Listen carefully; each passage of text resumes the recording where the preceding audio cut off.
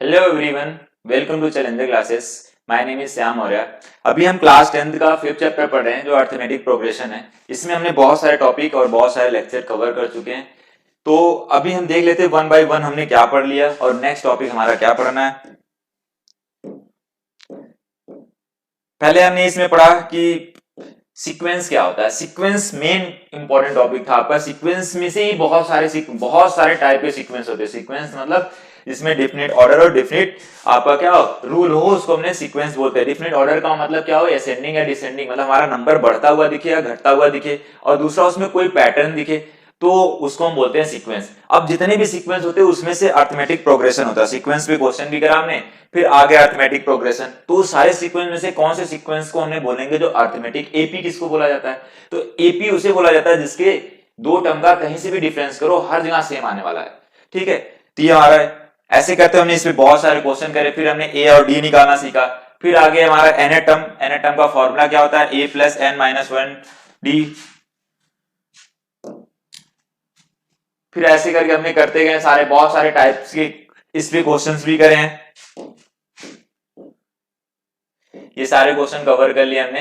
अब हमें आज जो पढ़ने वाले एपी का एनेटम ही निकालना है, लेकिन हमें क्या निकालना है, वो एंड से निकालना है। अभी हमने जो निकालते थे कहां से निकालते थे, स्टार्टिंग से। अभी हम फर्क समझते हैं कि एंड से निकालने का मतलब क्या होता है और स्टार्टिंग से निकालने का क्या मतलब होता है। तो चलिए पहले हमने A1 A2 कुछ टर्म ले लेते हैं। हमने क्या ले लेते हैं, हमने कुछ टर्म मान लेते हैं जिसकी हमने क्या निकालना है। ठीक, हमने मान A1 A2 A3 A4 A5 A6 A7 A8 and A9 और A10 हो गया आपका। ऐसे हमने मान लिया कि हमारे पास 10 टर्म है। ठीक है, अब वो 10 टर्म में से आपको अगर निकालना है, इसकी वैल्यू भी लिख लेते हैं। 1 2 3 4 5 6 7 8 9 10। हमने बोले कि इसका फिफ्थ टर्म निकालो। ये नहीं बताया कि स्टार्टिंग से एंड से। जब अगर आपको कहीं पर भी मेंशन नहीं कि एंड से आपका फिफ्थ टर्म निकालना है तो वो आपको क्या करना है कि वो स्टार्टिंग से होता है। अभी हमने बोले कि फिफ्थ टर्म निकालो तो स्टार्टिंग से पहला टर्म, दूसरा टर्म, तीसरा टर्म, चौथा टर्म, पांचवा टर्म हमारा 5 है। तो क्या हो जाएगा, इसका पांचवा टर्म किसके बराबर आ गया, 5 के टर्म। तो ये हमारा जो समझ में आया कि हमें कि अगर हमने स्टार्टिंग से ये फिफ्थ टर्म निकालना है तो 5 के बराबर है। ठीक है, लेकिन मैं बोलूं लास्ट से आप फिफ्थ टर्म निकालो तो क्या वो 5 के बराबर आएगा। चलते हमें लास्ट से, ये पहला टर्म हुआ आपका, लास्ट से एंड से फिफ्थ टर्म निकालना है। अभी हमने स्टार्टिंग से फिफ्थ टर्म निकाल रहे इधर से, अब हमें निकालना है इधर से फिफ्थ टर्म निकालना है। इसका मतलब पहला टर्म हमारा ये बना, दूसरा टर्म ये बना, तीसरा ये, चौथा ये, पांचवा, पांचवे पे क्या आया हमारा 5। क्या दोनों तरफ से सेम मिल रहा है। इसका मतलब एंड से फिफ्थ टर्म आने वाला है वो 6 है। तो दोनों अलग अलग हैं, ये बहुत अच्छे से ध्यान रखना है। चलिए हम इस पे क्वेश्चन करते हैं कि कैसे क्वेश्चन को करना है आपका। इसको हमने पहले एक फॉर्मूला बना लेते हैं, फॉर्मूले के हिसाब से एक क्वेश्चन कर लेंगे। इस पे क्वेश्चन पूछा जा सकता है तो इसलिए हमने सारे कॉन्सेप्ट को कवर कर रहे हैं। तो इसलिए आपको R D. Sharma, R S. Agarwal, NCERT जो भी आपको बुक मिल रहा है बस इसको पूरा का पूरा एक बार फॉलो करो सारा, फिर इसके बाद आपको मिल जाएगा कि कहीं से भी क्वेश्चन करो, चाहे वो आर.एस. अग्रवाल उठा लो, एनसीईआरटी ले लो, प्रीवियस ईयर क्वेश्चन पेपर ले लो। फर्स्ट आपका काम करना है कि सारे लेक्चर को 1 बाय 1 देखना है।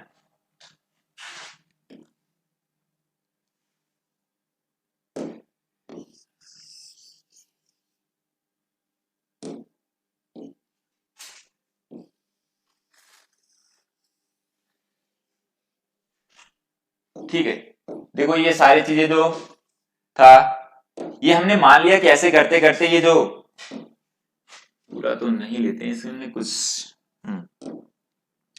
A1 A5 ऐसे करते करते कहां तक गए, AN तक। अभी हमें निकालना क्या है, to find the nth term from, कहां से निकालना है, ये एंड से एनर टर्म निकालना है। जो एंड से आपका एनर टर्म आएगा वो आएगा क्या, वो एंड से एनर टर्म फ्रॉम एंड। तो एंड से अगर आपका एनर टर्म आने वाला है तो क्या आने वाला है उसको हमें समझते हैं। तो पहले जो आपका ये सीक्वेंस दिया हुआ ये हमारा क्या है, ये ऐसे सीक्वेंस दिया रहेगा, हमें निकालना है nth टर्म निकालना है, तो आपको पहले क्या करना है, इस सीक्वेंस को उल्टा कर देना है। तो पहला इसी को nth टर्म को हमने l भी बोलते हैं, किसके बराबर है, ये l के बराबर भी होता है। लास्ट टर्म जब हमने पढ़ाया था तो इसको बताया भी था कि l के बराबर भी होता है आपका, ठीक है। तो अब इसको उल्टा करोगे जिसका मतलब l पहले आ जाएगा, और या हमने बोल सकते हैं an टर्म आ जाएगा, यहां पर क्या बोल सकते हैं an टर्म आ जाएगा, ये an टर्म, फिर इससे एक कम टर्म होगा तो n-1, ऐसे करते करते करते करते कितने टर्म, जो ये सारे टर्म आ जाएंगे लास्ट में हो जाएगा, ये 5 हो जाएगा, ये 4 हो जाएगा, ये 3 हो जाएगा, फिर इसके बाद ये 2 हो जाएगा, फिर ये 1 आ जाएगा। हमने क्या करे, इसको उल्टा कर दिया, उल्टा करे तो हमारा सीक्वेंस बना। हमें एंड से निकालना है, तो एंड से निकालने के लिए हमने सीक्वेंस की उल्टा करा। पहला काम हमको क्या करना है, इसको रिवर्स कर लेना है। रिवर्स करते ही हमारा जो ये लास्ट टर्म हमें पता था, जो लास्ट टर्म था वो बना क्या, यहां पर फर्स्ट टर्म बन जाएगा। अगर फर्स्ट टर्म पूछा जाए, इसका फर्स्ट टर्म पूछा जाए तो क्या हो जाएगा, इसका en या इसी को हमने बोलेंगे l, क्या हो जाएगा en या l। और इसमें d निकालना अगर देखा जाए, अगर हमने कॉमन डिफरेंस देखे,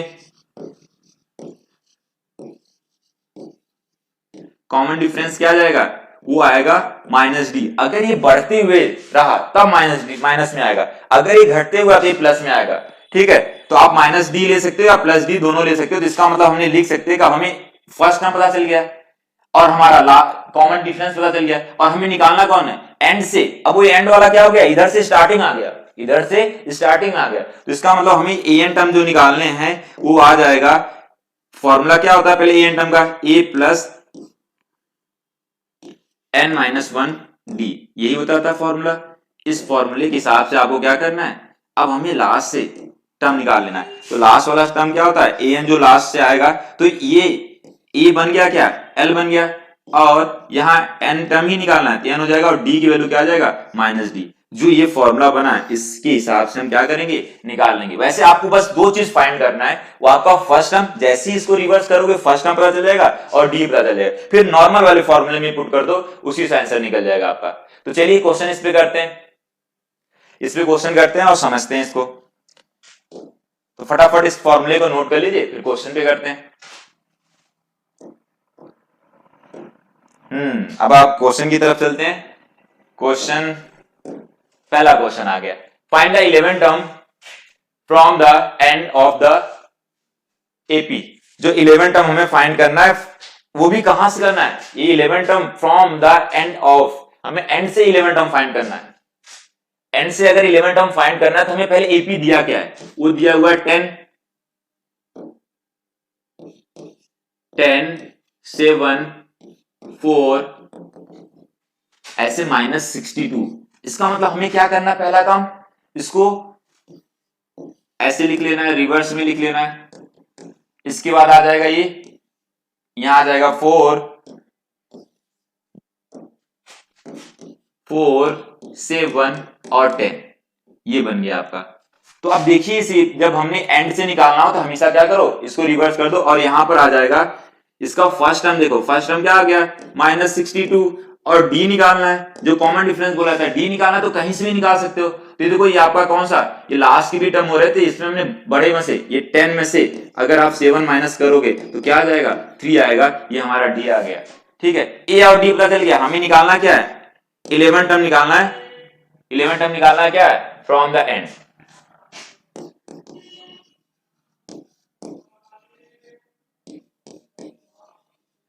ठीक है, 11 टर्म फाइंड करना है फ्रॉम द एंड, एंड से 11 टर्म फाइंड करना है। तो अब इसका फॉर्मूला क्या होता है, उसका सेम फॉर्मूला वही, a plus n-1d, same formula लगाओ। a की वैल्यू आपने निकाला, कितना आया, -62, प्लस n की वैल्यू कितना हो गया है, 11 -1, और d की वैल्यू कितना चल रहा है, 3। अब इसको सॉल्व करोगे तो -62, यह आ जाएगा आपका 10 में 3 का मल्टीप्लाई करोगे +30, इसको सॉल्व करने के बाद आया -32। एंड से जो इसका कौन सा 11 टर्म आने वाला है वो -32 होगा, ठीक है। तो जो आंसर हमारा हो गया 11 टर्म का एंड से, वो क्या आ गया, ये आ गया, ठीक है। चलिए इसको भी फटाफट नोट करिए, नेक्स्ट क्वेश्चन को करते हैं हमने।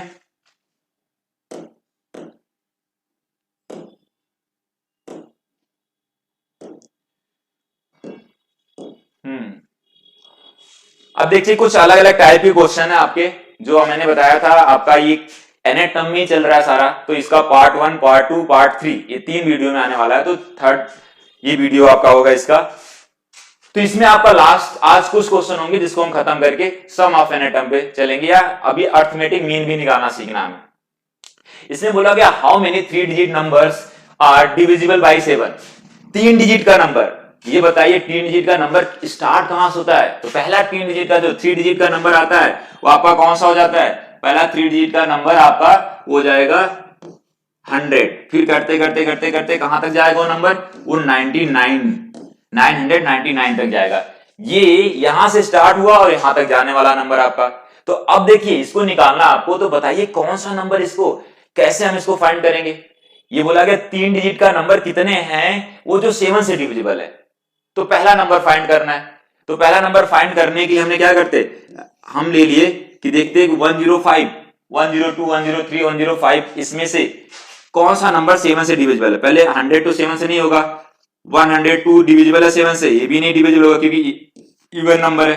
फिर 103 देखते हैं, इसके आगे के नंबर हम चेक करते हैं। जो पहला नंबर खोजने वाले जो 7 से डिविजिबल है, अगर ये 7 से डिविजिबल होगा, 7 से करते हैं 7 1 जा 7, बचा कितना 3, और ये भी नहीं आएगा। अब 4 भी नहीं आएगा, इवन नंबर है। 5 देख लेते हैं हमने, तो पहला नंबर हमारा आने वाला है, देखते हैं 5 का, तो 7 ये डिविजिबल हो जाएगा, तो पहला नंबर मिल गया 105। कौन सा नंबर मिला? पहला नंबर मिला हमारा 105। अब दूसरा नंबर आपको खोजने की जरूरत ही नहीं है। कैसे हो जाएगा हमारा दूसरा नंबर? उसमें 7 ऐड कर दो, इसमें 7 ऐड करोगे तो आपका दूसरा नंबर क्या आ जाएगा? 7 ऐड करो इसमें तो 112, कितना आ जाएगा? 112। इसमें ऐड करते आपका कितना हो जाएगा? 7 ऐड करते 112 हो जाएगा, फिर इसमें 7 ऐड कर दो, ऐसे करते करते अब हमें लास्ट से देखो क्या ये 999 7 से डिविजिबल है। इसको 7 से कैंसिल करोगे, 7 1 जा 7, फिर बचा 1, 7 2 जा 14, 7 2 जा 14, और यहां बचा 5, और 5 आ जाएगा तो ये भी डिविजिबल नहीं है। अब 998 को चेक कर लेते हैं, ठीक है, इसको चेक करो, ये 7 से डिविजिबल हो रहा है नहीं हो रहा? 7 1 जा 7, 7 2 जा 14, फिर इसके बाद बचा 5, 7 5 7 8 जा, ये भी नहीं होता है। तो 7 देख लेते हैं, 997 देख लेते हैं, हमने चेक करते हैं इसको, तो 7 1 जा 7, फिर 7 2 जा, अच्छा हमने डिवीजन गलत कर दिया यहाँ पर, तो 7 1 जा 7, बचा रहेगा आपका यहाँ 2, तो 7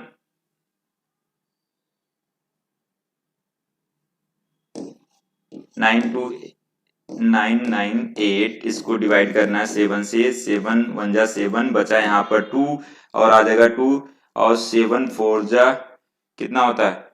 7 4 जा 28, बचा 1, 29 बचा था वहां पर, 1 आएगा 18, 7 2 जा 14, ठीक है, तो ये भी डिविजिबल नहीं हुआ। अभी ये 3 नंबर आपके डिविजिबल नहीं हुए, और भी आगे हमने नंबर चेक करते हैं।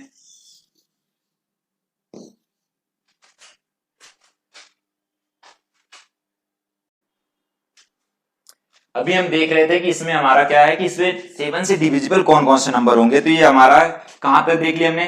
तो ऐसे करते करते आपका देखो 999 को भी चेक करोगे, उससे कम वाले को 998 को भी चेक करोगे, 997 की भी चेक करोगे, 99 किसको 5 6 5 सबको चेक करना है आपको। जो नंबर आपका डिविजिबल होने वाला है वो नंबर आपको यहां पहले लिखना है। तो हमने पहला नंबर हमारा ये देखो, ये भी डिविजिबल नहीं 7 से होगा, ये भी डिविजिबल नहीं होगा, ये भी 7 से डिविजिबल नहीं होगा, ये भी नहीं, ये भी, ये वाला डिविजिबल होगा, इसलिए हमने क्या बोल देते हैं, ये 994 जो है 7 से डिविजिबल है। चेक करके देख लो, आपका 7 से डिविजिबल है, तो 7 का टेबल से 7 1 जा 7, और यहाँ बचा 2, इसके बाद 7 4 जा कितना हो जाएगा? 7 4 जा 28, 7 4 जा 28 हो गया, और बचा यहाँ 1, 7 2 जा 142, ये आपका डिविजिबल है, बाकी सारे नंबर डिविजिबल नहीं है, ठीक है।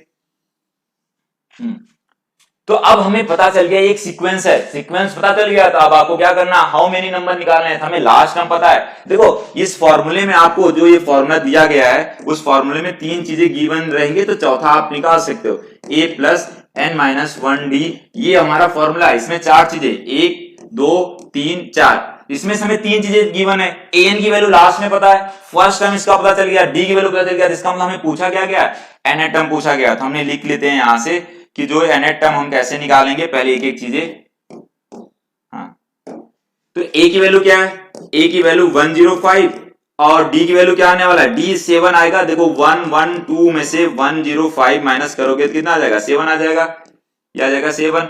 और लास्ट टर्म आपका ए एन की वैल्यू कितना दिया हुआ, ए एन की वैल्यू 994 दिया हुआ। अब इसमें पुट करके आप निकाल लो, ये आ जाएगा 994, इधर आ जाएगा ए की वैल्यू कितना है 105 प्लस n माइनस 1, डी की वैल्यू कितना है, डी की वैल्यू है 7, डी की वैल्यू आया आपका 7 आया है, तो डी की वैल्यू हमने 7 लिख दिया यहां पर। अब इसको इधर लेके आओ, इसको इधर लाओगे 994 माइनस 105 और इधर आ जाएगा n माइनस 1 और 7, ठीक है। अब इसमें से माइनस करो, 14 में से 5 माइनस करोगे कितना आ जाएगा, 9 आ जाएगा आपका, और बचा यहाँ पर 8 में से 0 माइनस करोगे 8 आ जाएगा, और इधर भी आ जाएगा आपका 8। अब इसको किससे डिवाइड करना है, 7 से डिवाइड करना है। देखो इधर मल्टीप्लाई में 7 इधर आएगा, डिवाइड में हो जाएगा, इधर बचा क्या n माइनस 1, ठीक है। चलो इसको हमने डिवाइड करते हैं, तो 7 के टेबल से 7 1 जा 7, फिर बचा रह गया आपका 1, तो 7 2 जा 14, बचा 4 और 7 7 जा 49, आ गया कितना, जो n माइनस 1 बराबर आ गया वो 127 आ गया। तो 1 को उधर ले जाओ, तो 127 प्लस 1, मतलब हमारे पास जो 7 से डिविजिबल कितने नंबर आ गए, 128 नंबर आ गए। देखो ध्यान से, हमें क्या करना है, ऐसा जब भी क्वेश्चन आएगा वो 2 डिजिट का डिविजिबल पूछ सकते हैं, किसी भी नंबर का 3 डिजिट का पूछ सकते हैं, यहाँ 7 यहाँ 6 5 2 कुछ भी कर सकते हैं। तो इसको करने का तरीका यही है कि जितना पूछा जाए पहले आप नंबर चेक कर लो। ये 3 डिजिट का नंबर 100 से स्टार्ट होता है, लास्ट यहाँ होता है 999 तक होता है। फिर इसमें से जो 7 से डिविजिबल पहला नंबर क्या है 105, और लास्ट वाला नंबर क्या है जो डिविजिबल है, मतलब इसमें 994 है। अब इस ये हमारा एक सीक्वेंस बन गया, इस सीक्वेंस में फर्स्ट टर्म पता है, कॉमन डिफरेंस पता है और लास्ट टर्म पता हो गया। अब इसके साथ हमने n की वैल्यू निकालनी है। तो चलिए ये क्वेश्चन इंपॉर्टेंट कर लेना है, पूछा भी जाता है आपका, ठीक है। नेक्स्ट क्वेश्चन करते हैं।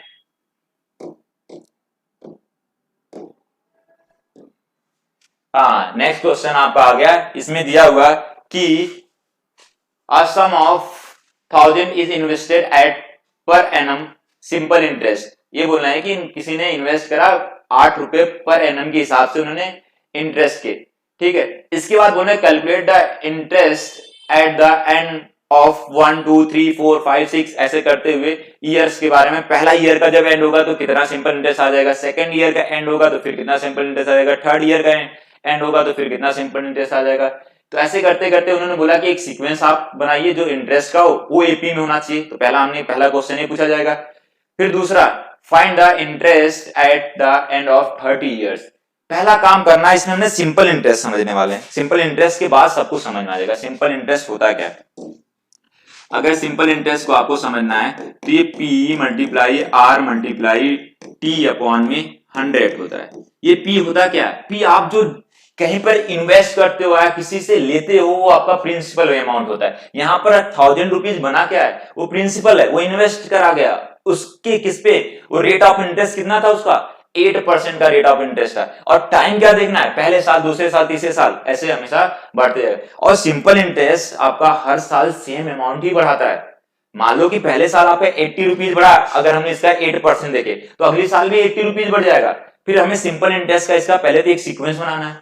तो चेक करते हैं हमने, तो P की वैल्यू इसमें दिया क्या है, P की वैल्यू आपका 1000, R की वैल्यू कितना दिया हुआ है, R की वैल्यू 8% दिया हुआ, R की वैल्यू दिया हुआ 8, कितना दिया हुआ 8 दिया हुआ। फिर इसके बाद आपका है कि जो पहले साल दूसरे साल तीसरे साल, अभी हमने क्या करना है, हमें एक सीक्वेंस बनना है। सीक्वेंस बनाना जिसका मतलब हमने फर्स्ट ईयर, तो मैंने मान लिया Y1 Y2 Y3 Y4, ये ऐसे हर एक साल का आपको निकालना है, ऐसे YN तक हमने मान लिया। ये हमारे पास हर एक साल का सिंपल इंटरेस्ट क्या आएगा, ठीक है।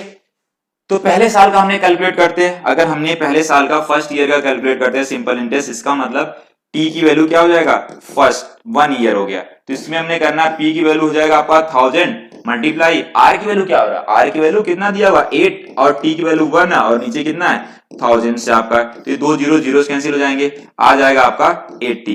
कितना हो जाएगा 80 हो जाएगा। तो जो सिंपल इंटरेस्ट हो जाएगा आपका वो 80।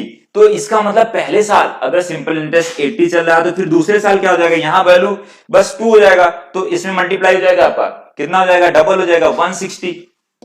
अब यहां से हमें पता चल गया कि 80 बढ़ता जा रहा है, तो आपका हो जाएगा क्या, अगला साल आएगा आपका कितना 240। आप करते जाइए, यहाँ 3 रख देंगे तो 240 आ जाएगा, 4 रख देंगे ऐसे आपका क्या आ जाएगा 320। तो ये सिंपल इंटरेस्ट ऐसे करके चलता जाएगा। अब अगला क्वेश्चन जो पूछा गया है, find the interest at the end of 30 year. इन्होंने बोले कि 30 साल के बाद इस पे इंटरेस्ट क्या हो जाएगा, 30 साल के बाद।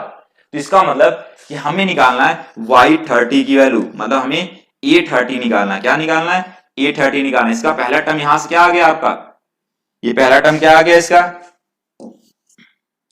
फर्स्ट टर्म जो आया 80 आया, और कॉमन डिफरेंस अगर देखा जाए तो 160 माइनस 80 करोगे तो किसके बराबर आ जाएगा, वो 80 के बराबर ही हो जाएगा आपका। तो कॉमन डिफरेंस भी पता चल गया, 30 साल के बाद निकालना है तो हमने फॉर्मूला लगा लिया a plus n minus 1d। अगर हमने ये कॉमन डिफरेंस में ये फॉर्मूला लगाते हैं an में, तो हमें निकालना कितना ईयर का है, 30 ईयर का। तो 30 ईयर का निकालना है तो n की वैल्यू 30 हो गया, तो यहां पर a की वैल्यू 80 प्लस n कितना हो जाएगा 30 माइनस 1 d की वैल्यू कितना हो गया 80। 80 को हमने बाहर निकाले थे, 80 दोनों जगह पर है, तो यहां बचेगा 1 और यहां पर है 29, यहां पर है 29, यहां पर 1, और इसको सॉल्व करते हैं 80 मल्टीप्लाई हो जाएगा 30, इसको सॉल्व करना है तो ये 24 ये हो जाएगा। तो मतलब 30 साल के बाद इनका सिंपल इंटरेस्ट ही केवल हो जाएगा 2400 रुपए, मतलब 2400 रुपीज हो जाएगा। कितने साल के बाद, 30 ईयर के बाद। मतलब उन्होंने 1000 रुपीज बस इन्वेस्ट करा और 8% के रेट ऑफ एनम पे, तो इसके बाद हमारा 30 साल के बाद उनका वही जो 24 साल केवल रेट ऑफ इंटरेस्ट होने वाला है, 1000 तो मिलने वाला उनको, उसके साथ साथ ये भी मिलेगा। ठीक है, तो चलिए ये क्वेश्चन समझ में आया। तो इसका मतलब ये देख के तो पता चला एपी तो कहीं नहीं छोड़ना है, रियल लाइफ प्रॉब्लम पे भी आपको अच्छे से वर्क करना है। तो ये रियल लाइफ प्रॉब्लम पे आपका क्वेश्चन हो गया। नेक्स्ट क्वेश्चन करते हैं इसका, इसको फटाफट नोट करिए।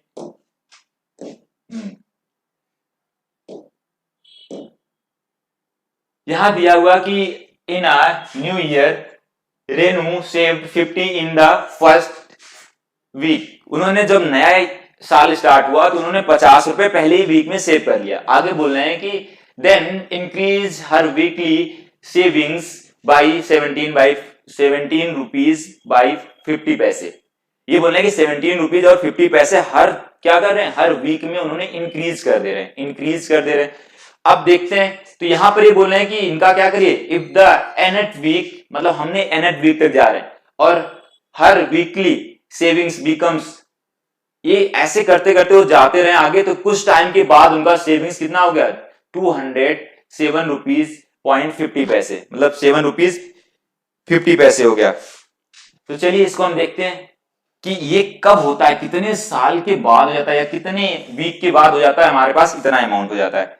तो पहला काम उन्होंने क्या करें, जो अपना पहला फर्स्ट अमाउंट उन्होंने कितना सेव करा था, 50 रुपीज करा था। अब इसमें 50 कितना बढ़ जा रहा है, कितना बढ़ जा रहा है इसमें, 50 में 17 बढ़ जाएगा तो कितना हो जाएगा, भी हो जाएगा 67.50। ऐसे करते करते करते करते वो एन तक जा रहे हैं। एक टाइम ऐसा आया जिसमें 2077.50 हो गया, ये बन गया आपका।